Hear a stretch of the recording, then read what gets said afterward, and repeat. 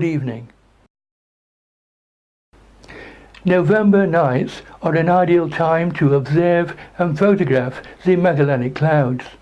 The small cloud transits at 9:30 p.m. and the large cloud transits due south at 2 a.m. So now is a good time to take a closer look at them in detail. In the southern hemisphere of the sky, the famous 16th century Portuguese explorer Magellan, who died in the Philippines in 1541, noticed two strange luminous patches. They look almost like two detached portions of the Milky Way, and both are easily visible to the naked eye. Today, these objects are known as the Magellanic Clouds or nubeculae, even though Magellan himself was not their actual discoverer. The first preserved mention of the large Magellanic cloud is by the Persian astronomer El-Sulfay in 964 BC. In his book of Fixed Stars, he called it El-Beker, the sheep of the southern Arabs. He noted that the cloud is not visible from northern Arabia and Baghdad, but can be seen at the Strait of Bab el-Mandeb, which is 12 degrees 15 minutes north, which is the southernmost point of Arabia. The clouds never rise in our latitudes. They are therefore permanently on view for astronomers to study at the European Southern Observatory in Chile. They are of great importance to astronomical study, and intense research into their nature and characteristics has been going on during the past half a century or so. The NASA spacecraft Chandra, orbiting high above the Earth, has the best vantage point.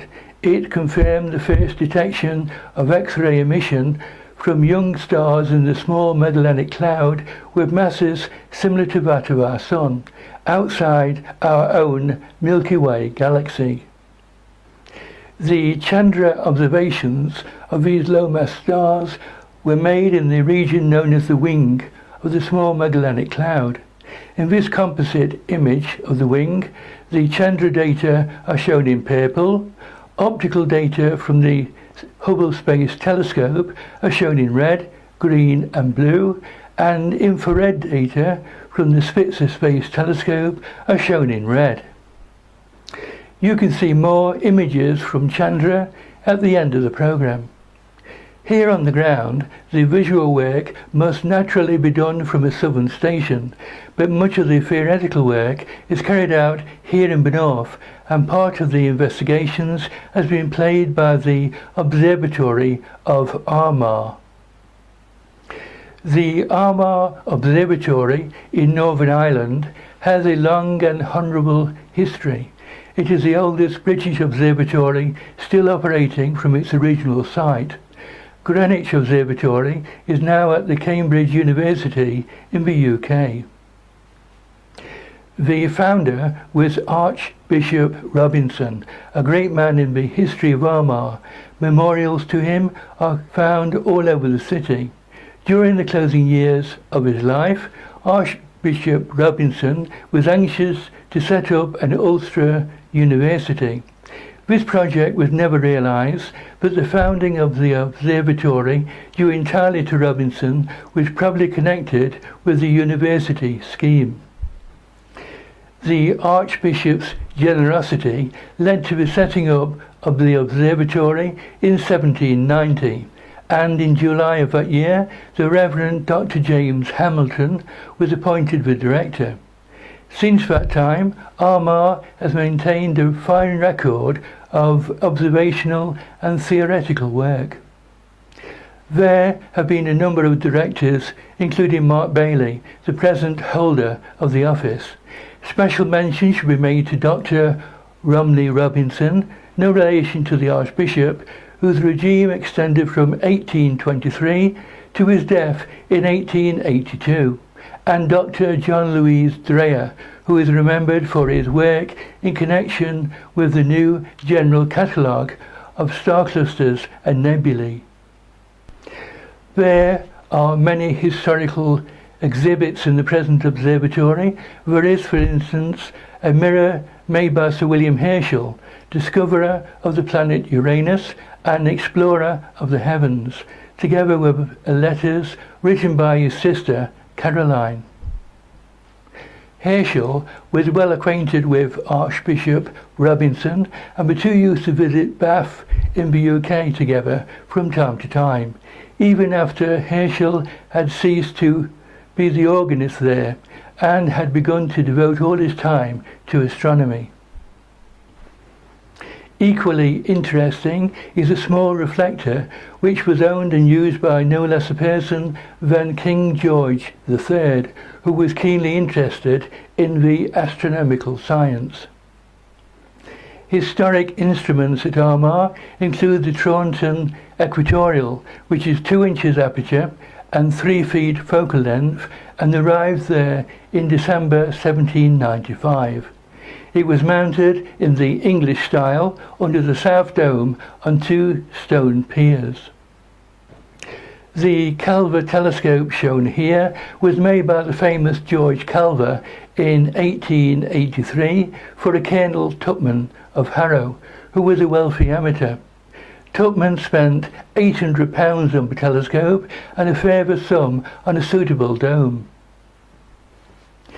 There is the 15-inch Newtonian Cassegrain reflector by Grubb, constructed in 1835, and there is also the Grubb 10-inch refractor that was mounted on the 28th of July 1885. Here is the transit instrument by Thomas Jones that was installed in 1827. It is of 3 inches aperture and 63 inches focal length. There are also some rather nice orreries which you can see at Armagh. Excellent though they are, so far as quality is concerned, the Armagh telescopes are small compared with the European Southern Observatory giants, such as the 8.2 metre Very Large Telescope in Chile. Conditions in Ireland are not ideal for astronomical observation, although admittedly they are no worse than any other part of Europe, including England. For these reasons, a link was formed with the famous Harvard Observatory in the United States and with the Dunsink Observatory at Dublin. The result was the setting up of the ADH, the Armagh Dunsink Harvard Telescope, at the Boyden station of the Harvard Observatory near Bloemfontein in South Africa, with the intention of studying objects which could never be seen from northern latitudes. The project dates from 1950. In 1955, the Swedish, Belgium and West German observatories joined with Harvard and the 2 Irish observatories to form the Boyden Observatory.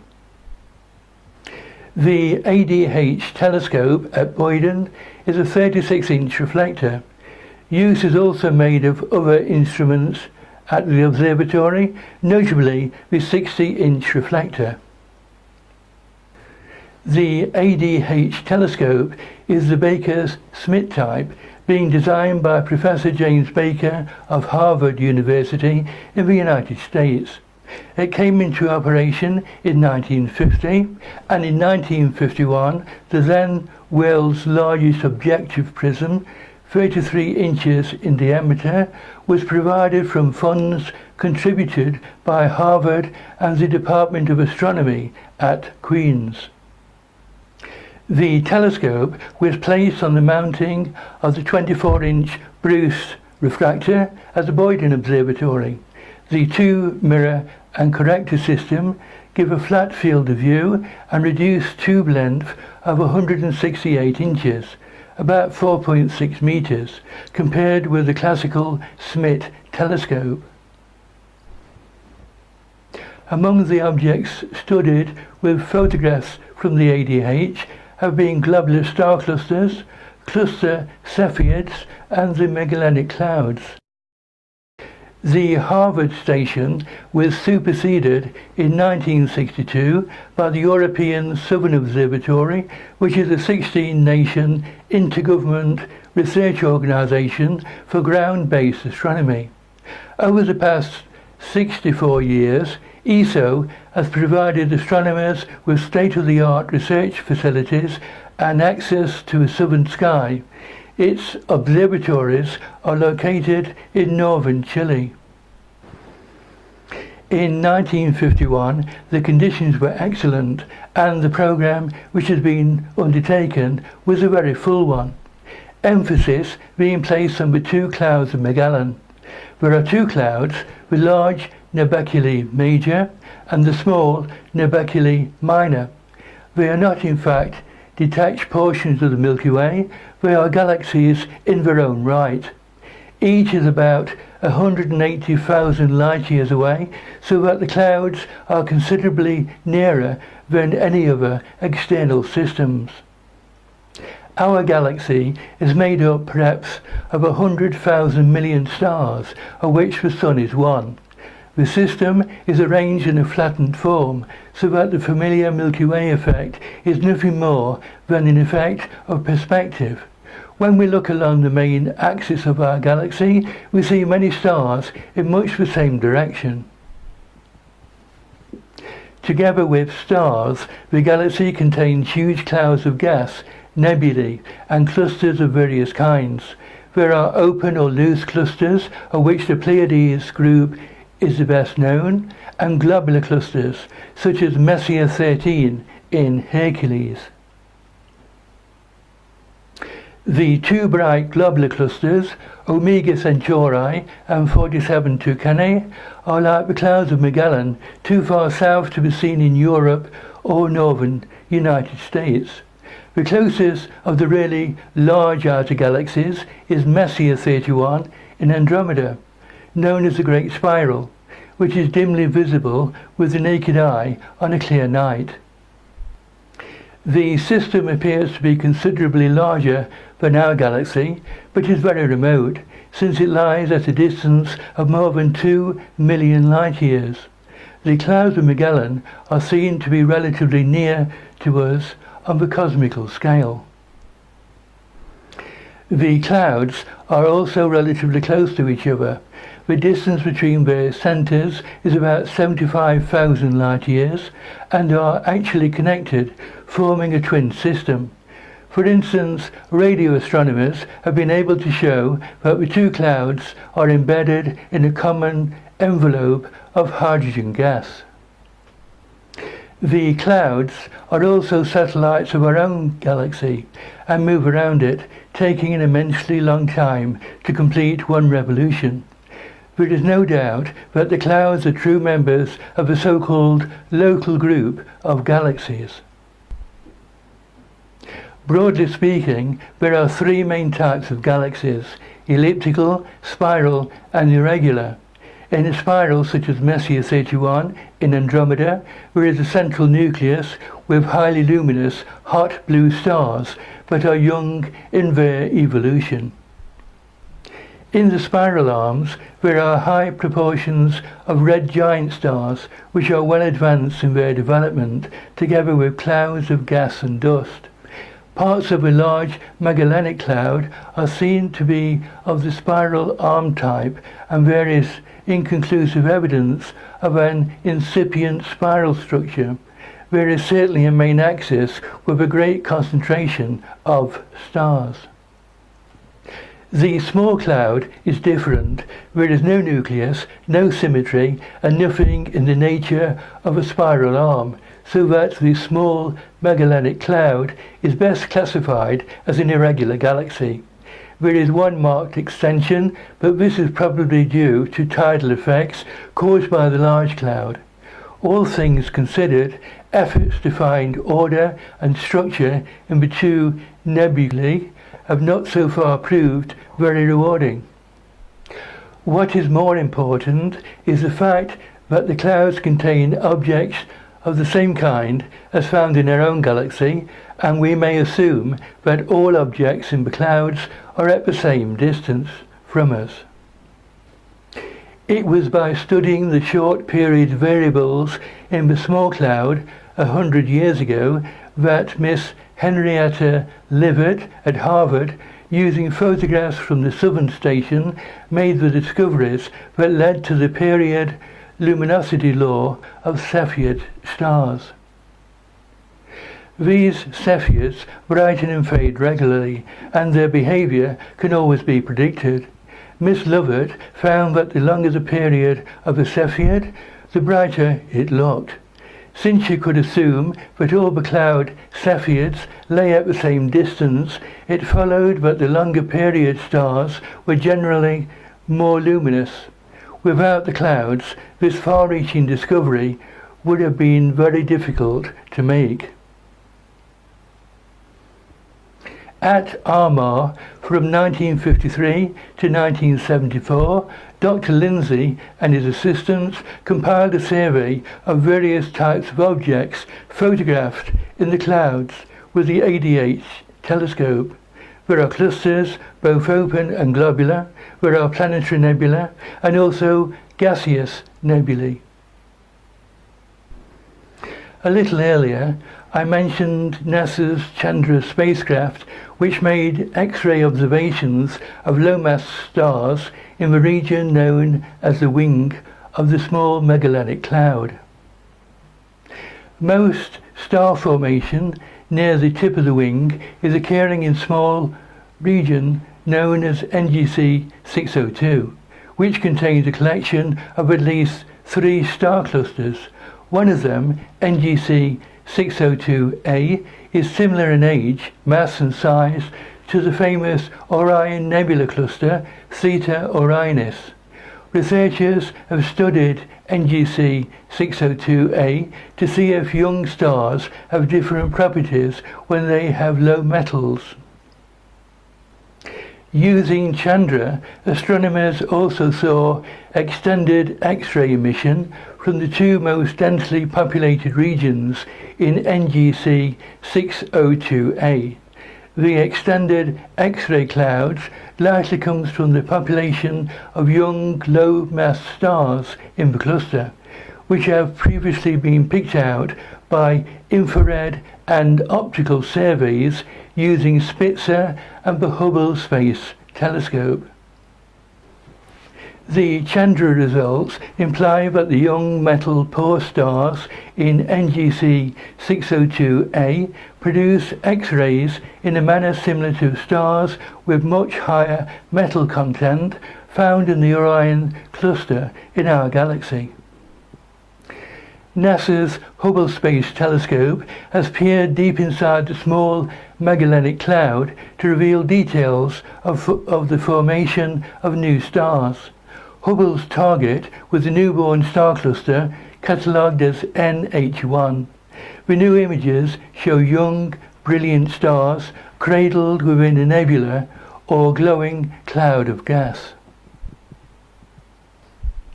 These massive stars, recently formed inside NH1, are losing material at a high rate, sending out strong stellar winds and shock waves and hollowing out a cocoon within the surrounding nebula. The 2 most luminous stars, seen in the Hubble image as a very close pair near the centre of NH1, emit copious ultraviolet radiation, causing the nebula to glow through phosphorescence. Few features can be seen in NH1 from ground-based telescopes, earning its informal nickname as the Blob. Astronomers were not sure if just one or a few hot stars were embedded in the cloud, or if it was a stellar nursery containing a large number of less massive stars. Hubble's high-resolution images show the latter to be the case, revealing that the numerous young white-hot stars within NH1. A planetary nebula consists of a central star surrounded by a ring or shell of gas and is not appropriately named, since it is not, strictly speaking, a nebula, and it is certainly not a planet. The brightest example in our own galaxy is the Ring Nebula in Lyra, which is M57, not far from the brilliant bluish star Vega. It's visible in moderate-sized telescopes. Planetary nebulae in the clouds are too remote for their structure to be seen, but their spectra, as obtained with the ADH telescope, reveal their true nature, and about 150 have now been found. Also to be seen are a few objects which look very much like the wrecks of supernovae, or stars which exploded a long time ago and never returned to their original state. Another nova flared up a few days ago on the 28th of October 2016, which will leave behind a remnant of the dying star. The Magellanic clouds have also been studied by NASA's Swift Ultraviolet Space Telescope, which has shown a lot of fine detail in our satellite galaxies.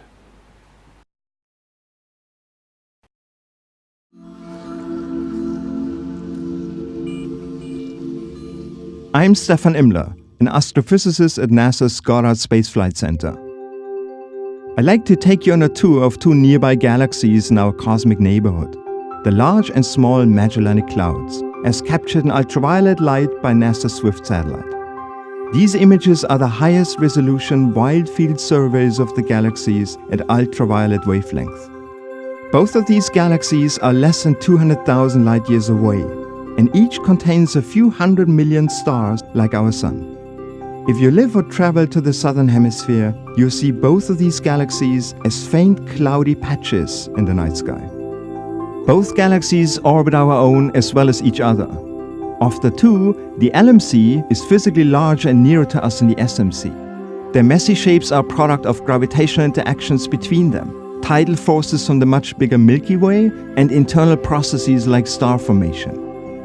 In visible light, we see a mix of sun-like stars, along with pink patches that mark star formation regions, where hydrogen gas is set aglow by the light of young stars. These are especially prominent in the LMC.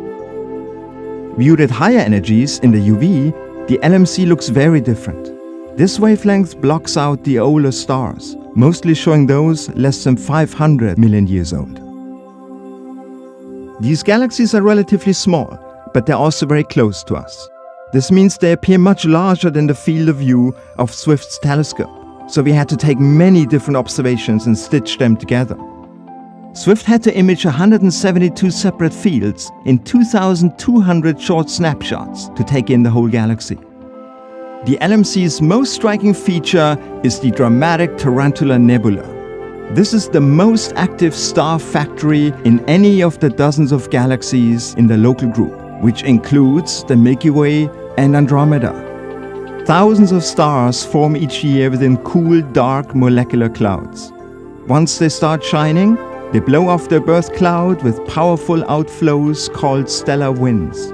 These winds, in turn, sculpt the gases into the Tarantula Nebula's spider-like shape. One star here, named R136A1, is one of the most massive known, weighing more than 260 times the Sun. The LMC holds more than 1,000 star clusters formed during previous rounds of star formation. We mostly see hot, young, luminous stars, plus a few stars in exotic stages as they near stellar death. Wherever there are hot, young and massive stars, there are also supernovae. In 1987, the closest stellar explosion in more than 400 years occurred in the outskirts of the Tarantula Nebula. Even 26 years later, the afterglow of the explosion remains detectable in the ultraviolet. All told, the new Swift mosaics reveal about 1 million objects in the LMC and about 250,000 objects in the smaller, less massive and more distant SMC. For this mosaic of the SMC, Swift imaged about 50 fields and took 656 snapshots. One interesting feature is the massive young star cluster NGC 346. It contains the SMC's brightest star, HD 5980, a triple star system where all members are among the most luminous stars known. The intense light and strong outflows from these stars mold the surrounding gas into a shape resembling a cobweb. The swift UV mosaics allow us to study the evolution of young stars in the LMC and SMC all in one view. That's impossible for us to do for our own galaxy because we're inside it. The images give us a panoramic window into how stars are born, evolve and die across two complete galaxies. That gives us fresh insight into the many ways stars transform the universe into what we see around us today.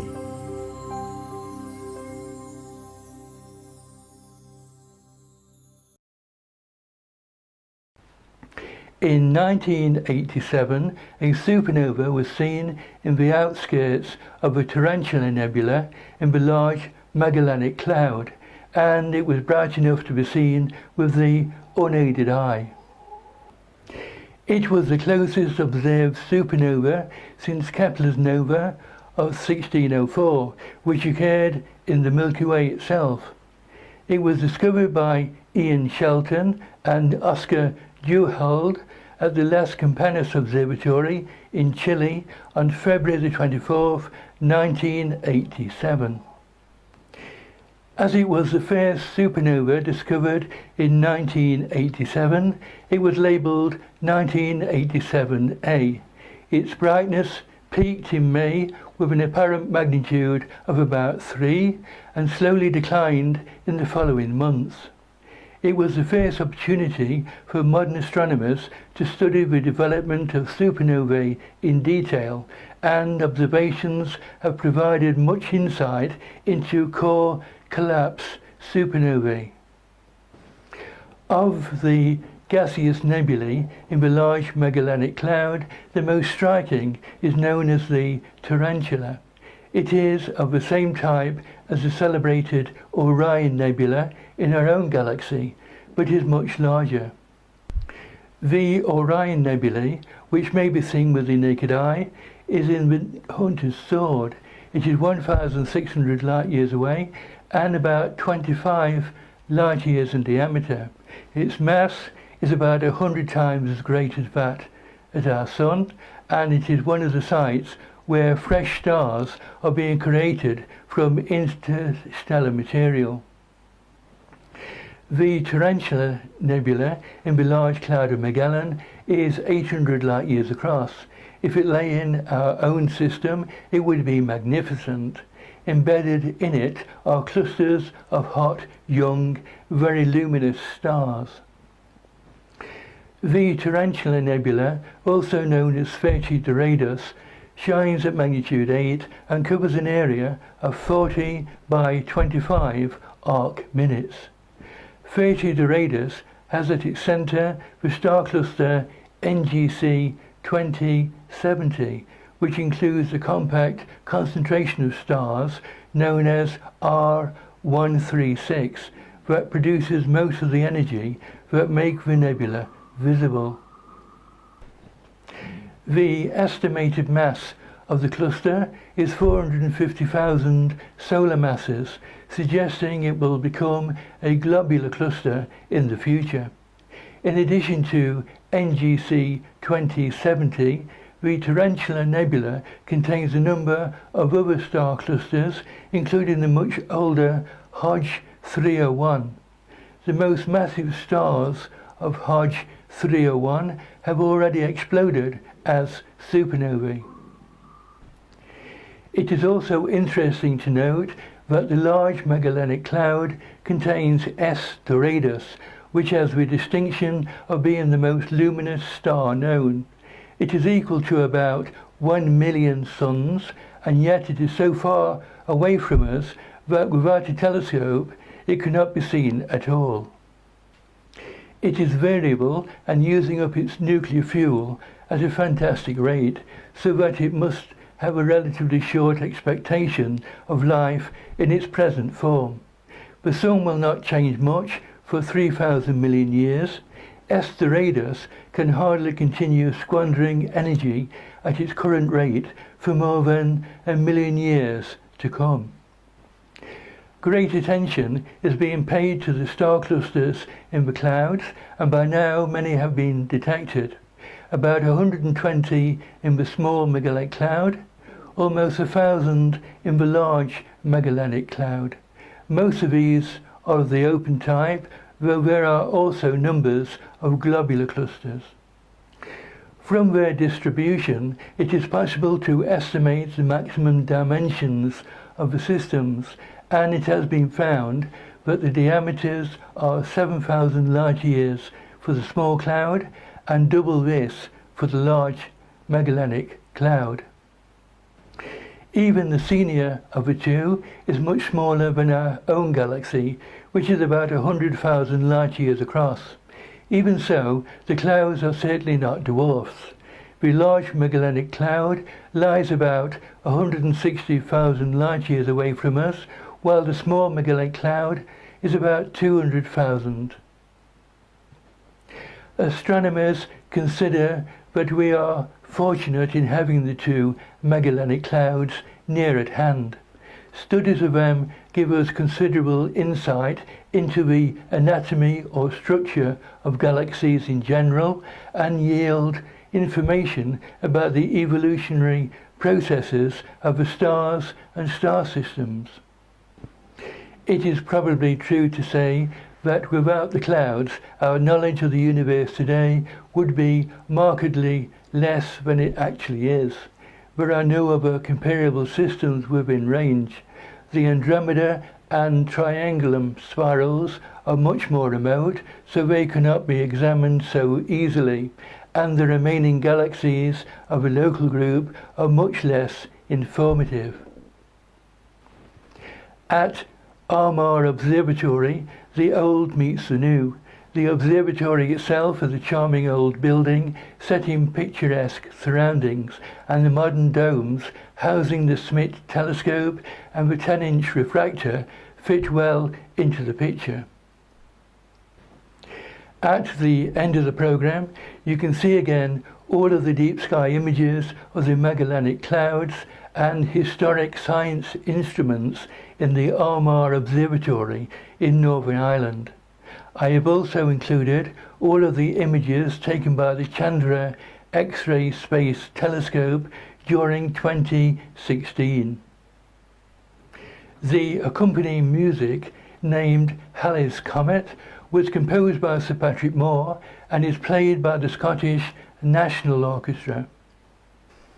Well, that is all we have time for this month. Thank you for watching. If you live in India, you might like to join the Indian Space Society, recently formed. Here is a link to their website.